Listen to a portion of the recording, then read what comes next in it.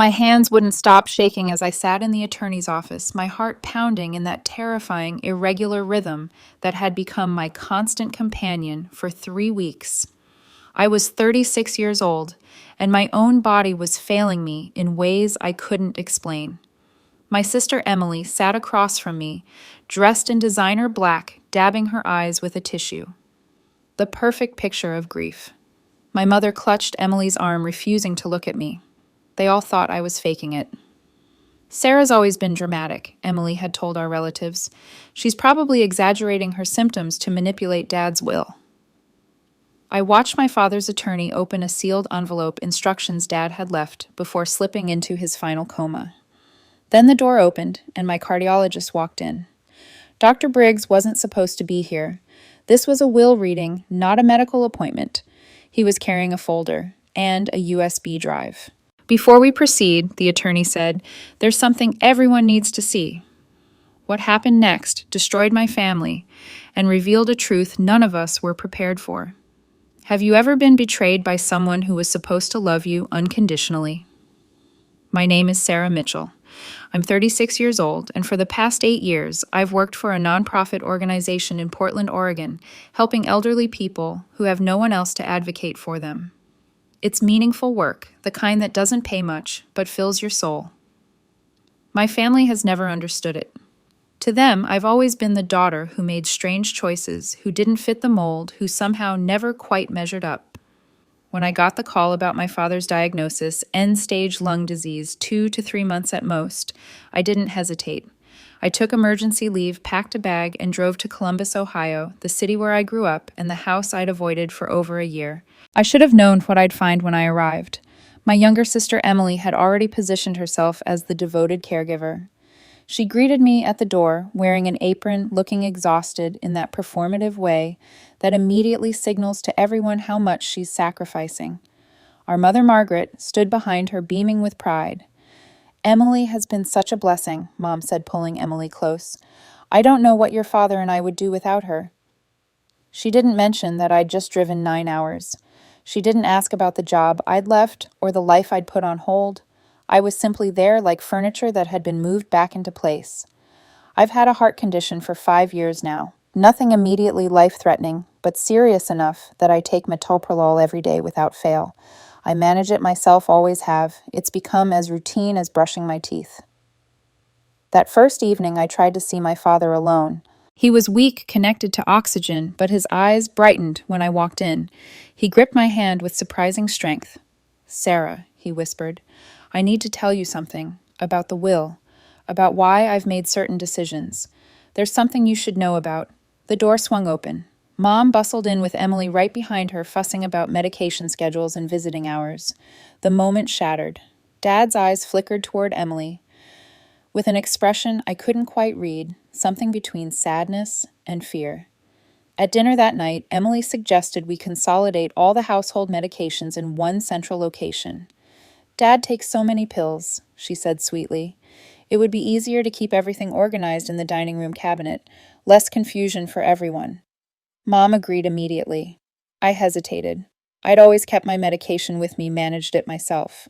But Emily's smile was so warm, so sisterly, and I didn't want to cause conflict during such a difficult time. I agreed. My pills went into the cabinet with everyone else's. That night I couldn't sleep. I went downstairs for water and noticed light seeping from under my father's study door. I heard voices, Emily and Marcus, her boyfriend, speaking in urgent whispers. I moved closer. The insurance policy is worth even more than the savings, Marcus was saying. If we change the beneficiary now while he can still technically sign... What about Sarah? Emily's voice. She'll fight us on everything. Marcus laughed softly. That's why we need to make sure she's not in any condition to fight. You said she has a heart condition, right? What happens if her medication stops working? My blood turned to ice. There was a pause. Then Emily spoke, her voice harder than I'd ever heard it. She's always been the sick one in this family. Maybe it's time everyone else sees that too. I backed away on trembling legs, my heart pounding in that familiar, dangerous rhythm. I told myself I must have misunderstood. My own sister wouldn't hurt me. She couldn't. but when I checked the medication cabinet, I noticed something I'd missed before. My pill bottle had been opened, and several pills looked slightly different, just a shade lighter, barely noticeable unless you were looking. What had Emily already done? I told myself I was imagining things. I told myself that stress and grief were making me paranoid that my own sister could not possibly be trying to hurt me. But my body knew the truth before my mind was ready to accept it. Within a few days, my heart started racing at strange moments. Not when I was climbing stairs or exerting myself, but randomly, while sitting still, while lying in bed at night. I blamed it on the emotional weight of watching my father die. Caring for a terminally ill parent is exhausting in ways I never anticipated. By the end of the first week, the symptoms grew worse. Dizziness hit me whenever I stood up too quickly. I had to grip furniture to steady myself. Climbing the stairs left me breathless, my chest tight, my pulse pounding in my ears. I was tired all the time, a bone-deep fatigue that no amount of sleep could fix. I mentioned it to my mother one afternoon, hoping for some sympathy, some acknowledgement that something was wrong. She barely looked at me. "You've always been dramatic about your health, Sarah. Emily manages to care for your father all day without complaining." She turned away before I could respond, and I noticed she wouldn't meet my eyes. By the second week, I was genuinely frightened. My heart pounded erratically, skipping beats, racing for no reason. I was so weak that I struggled to help with my father's care. I could barely carry a tray of food upstairs without stopping to catch my breath. And through it all, Emily was right there beside me, bringing me water, reminding me to take my pills, expressing concern in a voice that sounded rehearsed, like lines she had practiced in front of a mirror. "You really should rest more." She would say, her hand on my shoulder, her eyes watching me with something I couldn't name. "I'm worried about you, Sarah. You don't look well at all." The family began to turn against me. I didn't realize it was happening at first, but slowly I noticed the shift. Visiting relatives looked at me with skepticism when I mentioned feeling unwell. My aunt pulled Emily aside and whispered something while glancing in my direction. Later, I overheard fragments of what Emily had been telling people, that I was making everything about myself, that I was using our father's illness for attention, that I had always exaggerated my health problems even as a child. It was a lie. But Emily told it so sweetly, so convincingly, that everyone believed her. One evening, I saw my mother standing in the hallway outside the dining room, watching Emily organize the medications in the cabinet. There was something strange about the way she stood there silent and still.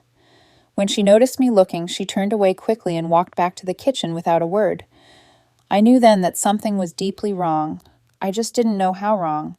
Unable to ignore my deteriorating condition any longer, I drove myself to see Dr. Briggs, our family's cardiologist, for over 20 years. He's the one who saved my father from a heart attack a decade ago. If anyone would take my symptoms seriously, it would be him. He ran blood tests. When the results came back, his face told me everything before he spoke a single word. "Sarah, your metoprolol levels are nearly non-existent," he said, his voice heavy with concern. "You should have 100 milligrams in your system. You're showing traces of maybe 10, if that. It's as if you've barely been taking your medication at all." "That's impossible," I said. "I take it every day, every single day." Dr. Briggs leaned forward, his expression troubled. "There's something else you should know. Your father called me about 3 weeks ago.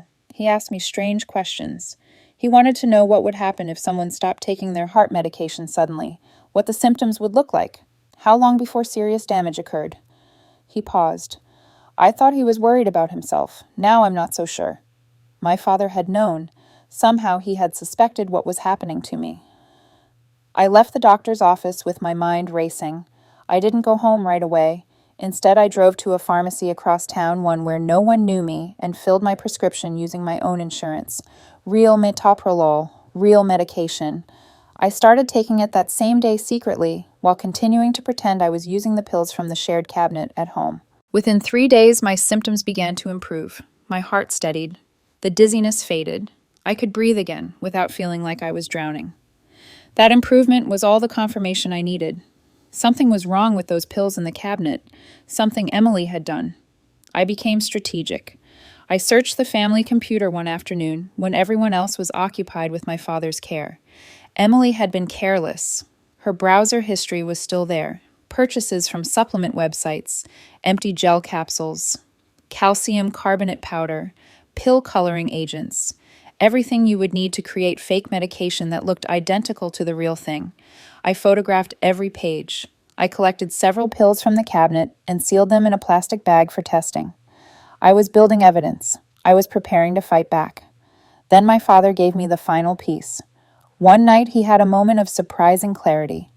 His eyes were bright focused in a way I hadn't seen in weeks. He gripped my hand with more strength than I thought he had left. "Sarah," he whispered, his voice urgent. I installed a camera in my study.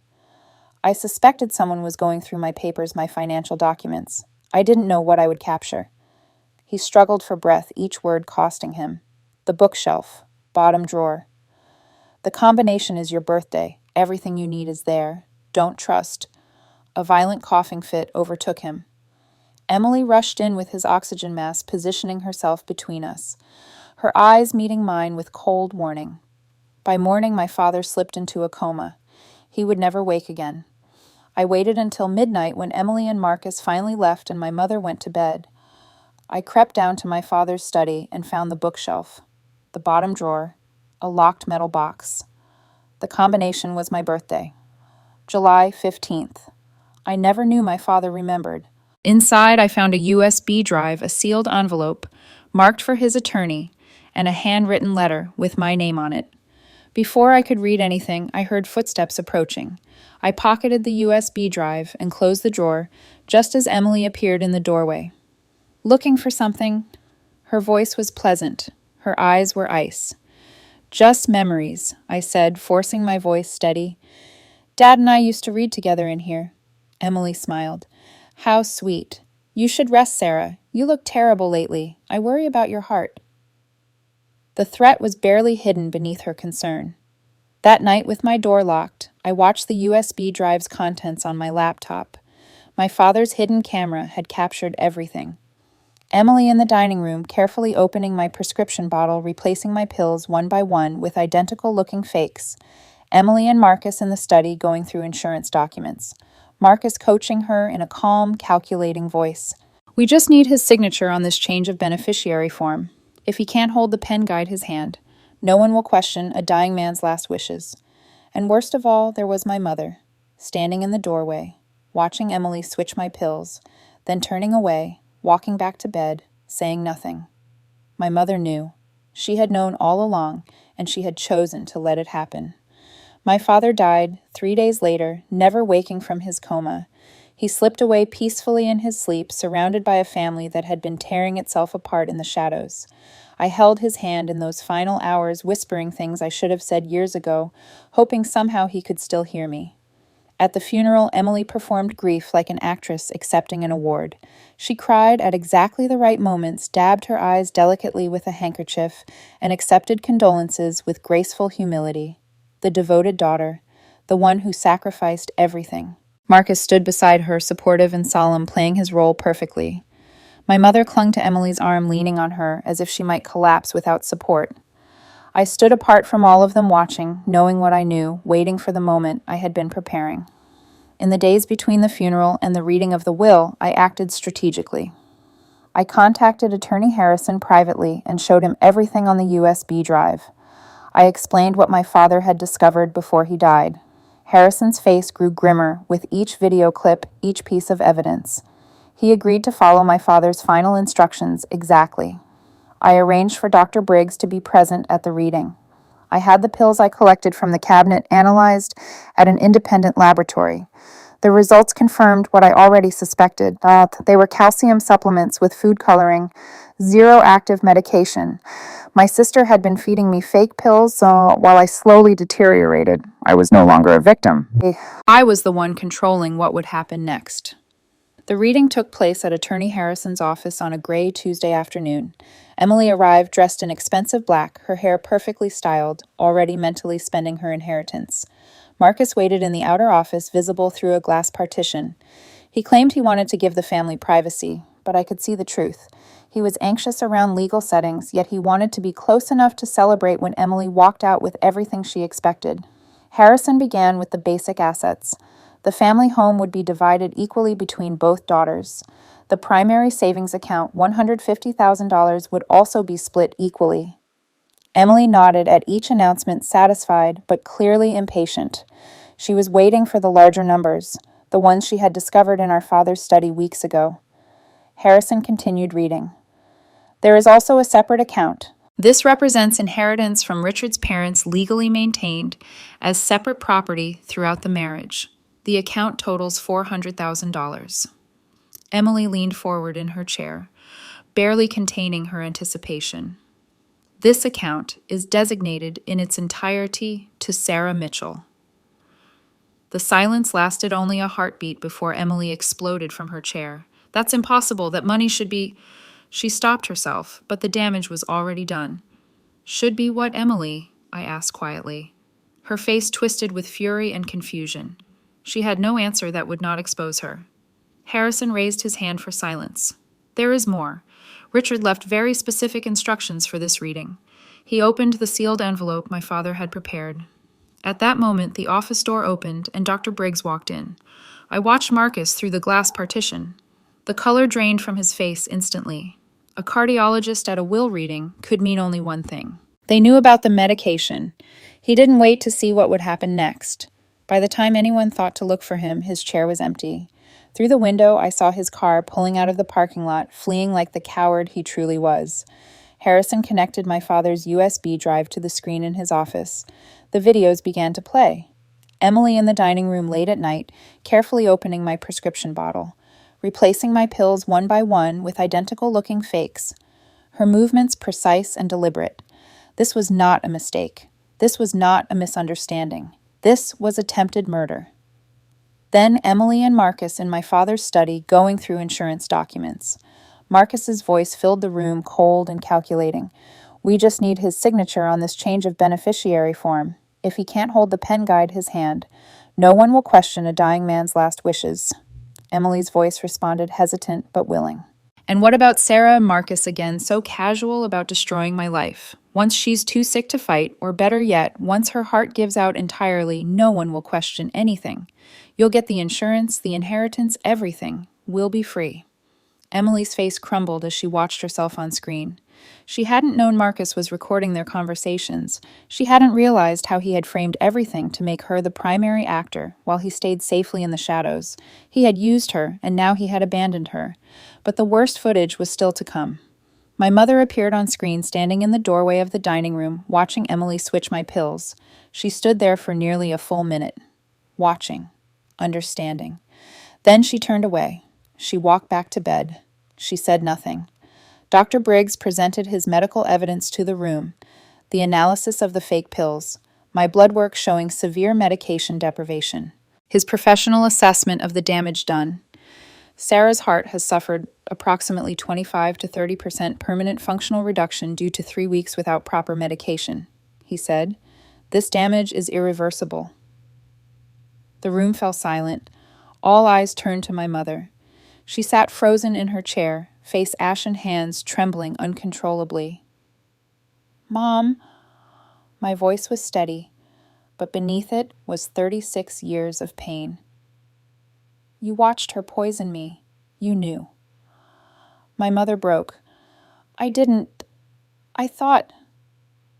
The excuses died in her throat.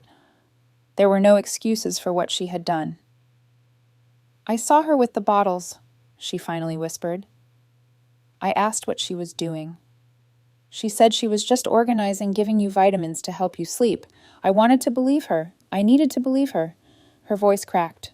Because if Emily could do something like that, if my own daughter could hurt her sister, what does that say about how I raised her? What does that say about me?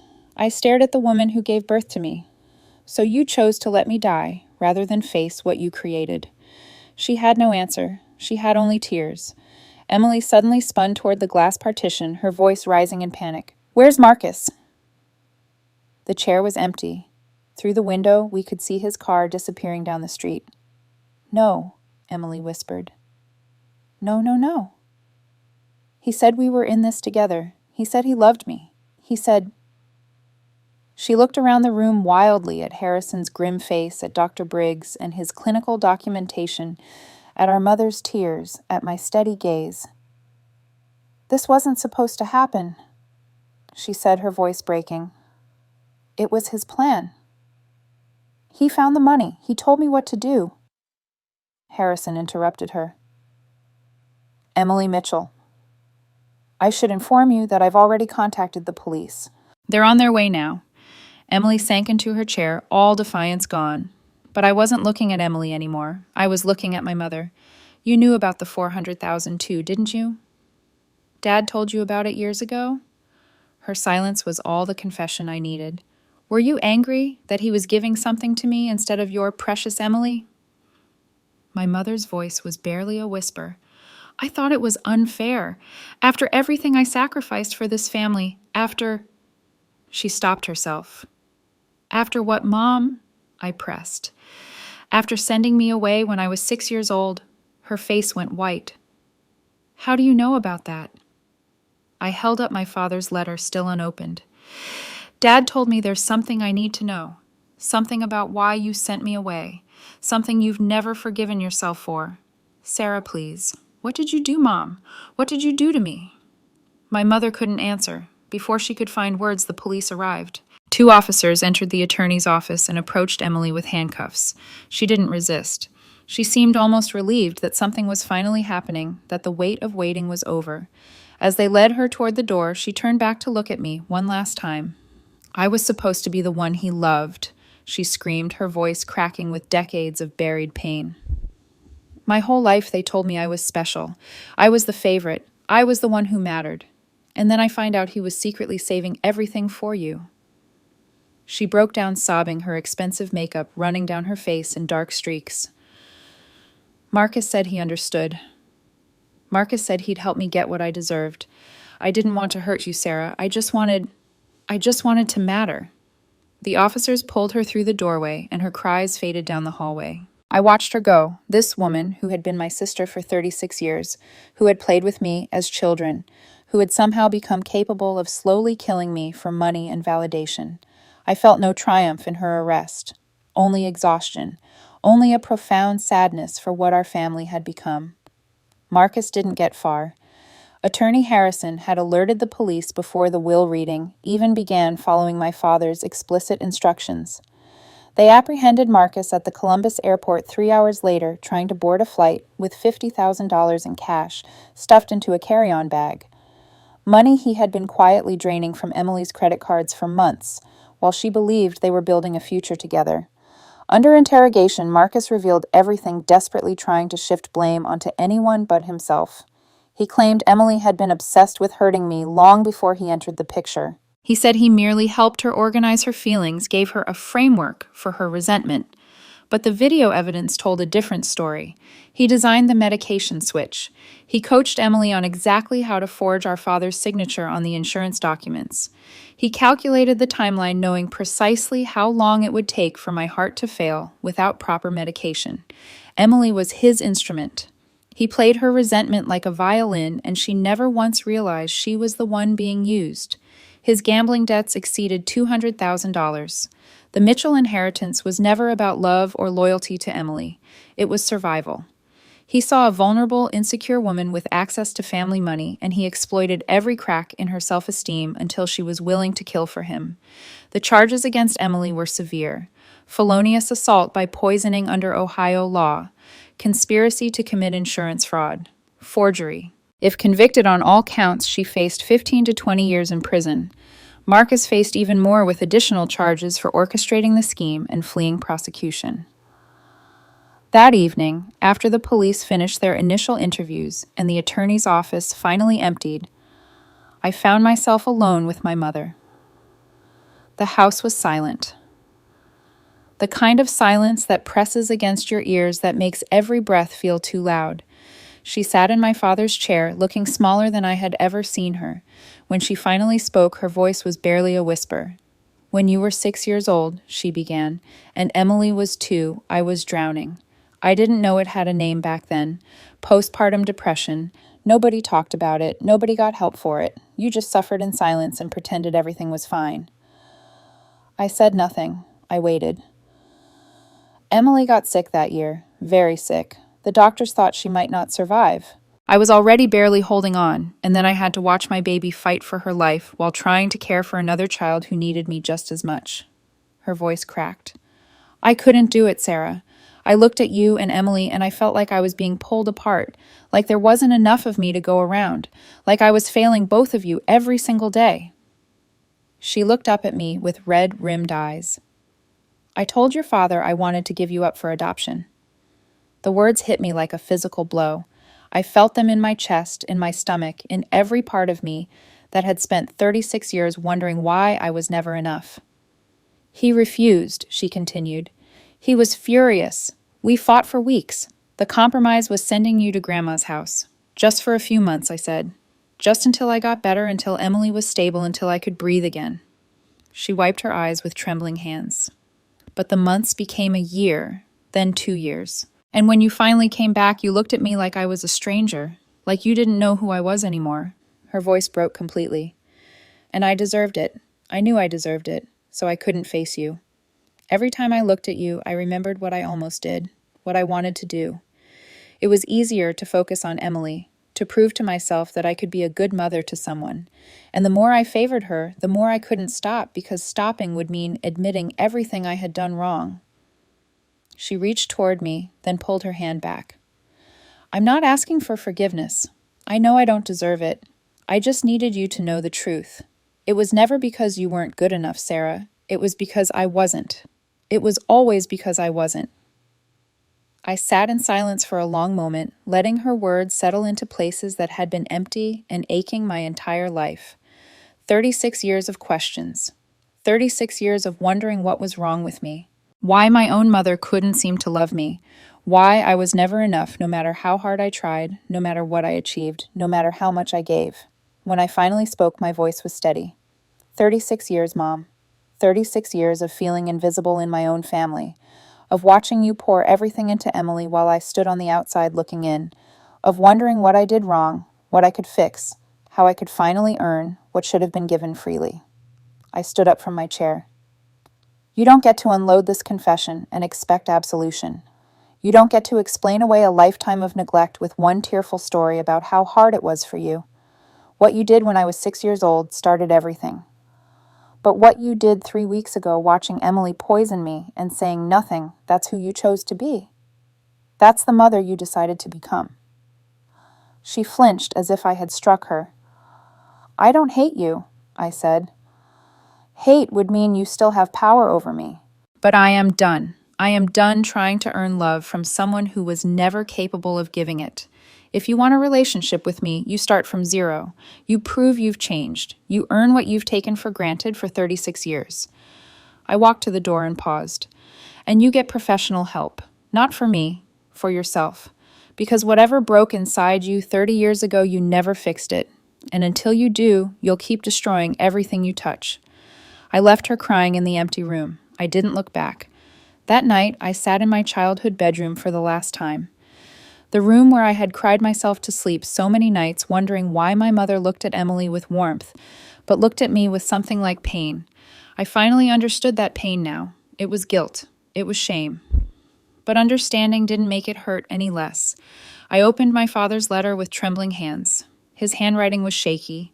He must have written it when he was already very ill.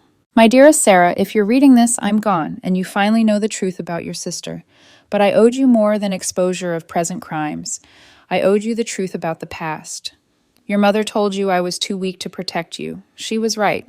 When she wanted to give you away, I should have left her and taken you with me. Instead, I compromised. I always compromised. And you paid the price for my cowardice. The $400,000 isn't an apology. Nothing could be. It's simply everything I could give you, the inheritance from my parents that I protected from our marriage, precisely because I knew even then that something was wrong in our family. I want you to know I never loved you less. I loved you so much that looking at you hurt, because I saw how we failed you and I was too ashamed to face it. That shame made me keep my distance when I should have held you closer. You became everything you are, despite us, not because of us. Your kindness, your strength, your work. Helping others, that's all you. That's all yours. Build the life you deserve. Find people who love you properly, and forgive yourself for the family that couldn't. I'm proud of you. I should have said it every day of your life. all my love, Dad. I clutched the letter to my chest and finally let myself cry. Not for what I had lost, but for what I now knew I always had, a father who loved me, even if he never knew how to show it. The trials came 3 months later. I did not attend either one. I had already given my statements to the police, provided all the evidence my father had collected, and testified in depositions. I didn't need to sit in a courtroom and watch the final destruction of my family play out before strangers. I followed the proceedings through my attorney, but I stayed in Portland, rebuilding my life one day at a time. Marcus stood trial first. He showed no remorse on the stand, only frustration at being caught. His attorney tried to paint him as a man who had fallen in with a troubled woman and gotten swept up in her schemes, but the evidence was overwhelming. The videos from my father's hidden camera, the financial records showing his gambling debts exceeding $200,000, the paper trail of his manipulation, the forged insurance documents in his handwriting. The jury deliberated for less than 4 hours. They found him guilty on all counts: conspiracy to commit felonious assault, insurance fraud, forgery, attempted theft by deception. The judge sentenced him to 15 years in federal prison. Emily's case was more complicated. Her attorney argued that she had been manipulated by Marcus, that he had exploited her psychological vulnerabilities. The prosecution countered that she was a willing participant who physically carried out the poisoning with her own hands, who replaced my medication pill by pill, who watched me grow weaker without ever stopping. In the end, Emily accepted a plea deal. She pleaded guilty to felonious assault by poisoning in the second degree and conspiracy to commit forgery. The sentence was 6 years in state prison with mandatory psychological treatment. At her sentencing hearing, Emily read a statement. I wasn't there to hear it, but my attorney sent me a transcript. She didn't apologize to me directly, but she admitted what she had done. She acknowledged that no amount of resentment justified trying to harm her own sister. She said she had spent her whole life believing she was the favorite, the special one. Finding out that our father had secretly been protecting something for me had shattered everything she thought she knew about herself. It wasn't redemption, but it was the first honest thing Emily had said in months. I returned to Portland and tried to resume my old life, but I quickly realized that wasn't possible. I wasn't the same person who had left. I couldn't pretend that nothing had happened. Couldn't go back to my quiet routines, as if my sister hadn't tried to kill me and my mother hadn't watched it happen. I needed to transform the pain into purpose. Using the $400,000 my father left me, I established the Richard Mitchell Foundation. It's dedicated to supporting isolated elderly people, seniors, who have been abandoned or estranged from their families, who have no one to advocate for them when they are most vulnerable. At the foundation's opening, a reporter asked me why I chose this particular cause. I told her the truth. My father spent his life being silent. He didn't speak up when he should have. He didn't protect the people who needed him. This foundation exists so that other people like him, people who are dying alone, people whose families have failed them, have someone to speak for them. My heart condition is permanent. The damage Emily caused during those 3 weeks without medication cannot be undone. I will take pills every day for the rest of my life. But with proper treatment, I can live normally. Dr. Briggs became more than my cardiologist in the months that followed. He became a friend, a connection to my father that feels like an unexpected gift. 6 months after the trials ended, my mother reached out. She sent a letter asking if I would be willing to meet her. She had been in therapy, she wrote. She had finally been diagnosed with a depression she should have treated 30 years ago. She was trying to understand how she became the person who could watch her daughter being poisoned and do nothing. I agreed to one meeting, just one. We sat in a neutral coffee shop, 2 strangers who happened to share DNA. My mother looked older than I remembered, smaller, somehow diminished. But there was also something clearer in her eyes, less defensive. I'm not here to make excuses, she said. I'm here to tell you that I'm finally getting the help I should have gotten 30 years ago. I'm learning things about myself that I wish I'd understood before I hurt you so badly. Are you expecting me to say that makes it okay? I asked. No, I'm just telling you, in case you wanted to know that I'm trying. I considered her words carefully. I appreciate that you're getting help, but I want to be honest with you. I don't know if I can ever have a real relationship with you. Too much has happened. Too much damage was done. "I understand," she whispered.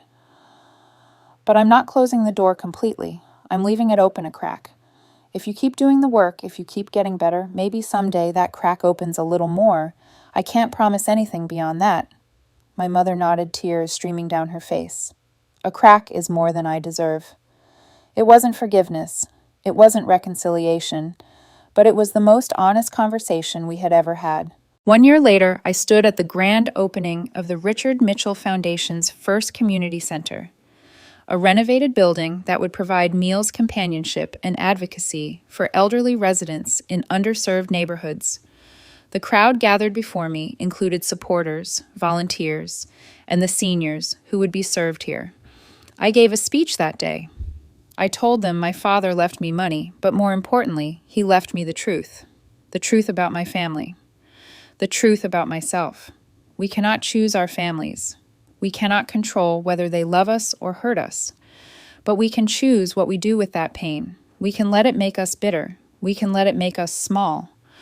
Or we can let it make us bigger, big enough to help others who carry the same wounds. After the ceremony, I drove to the cemetery.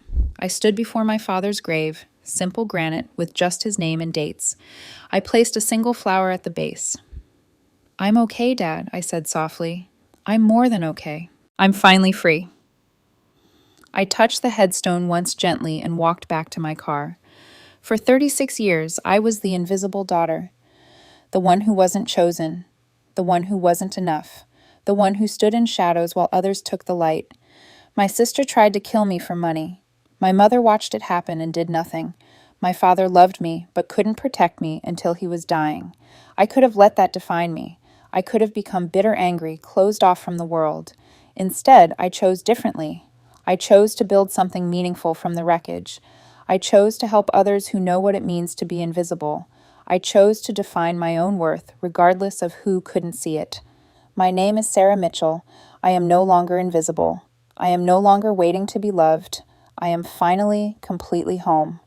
Thank you for listening to Sarah's story until the very end.